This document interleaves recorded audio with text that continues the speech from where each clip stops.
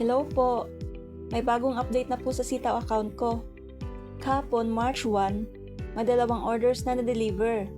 15 at 14 days po bago na-deliver yung product kay customer. Then according to Sitaw, after 3 days pa babalik sa wallet balance ko ang amount sa product na na-deliver na. At ito po pala yung latest amount ng kapital ko. Nakapasa po ako sa evaluation noong February 29.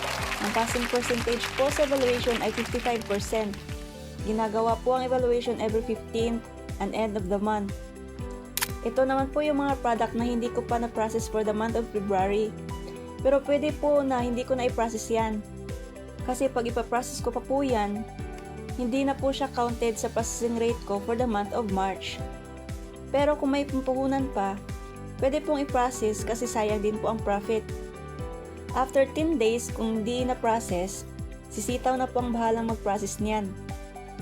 Ito naman po yung mga orders na pumasok kahapon, March 1. Dito na po ako magpo-focus para may pasa yung next evaluation sa March 15. So ang next update po ay ang pag-transfer sa amount na deliver na pabalik sa aking wallet balance.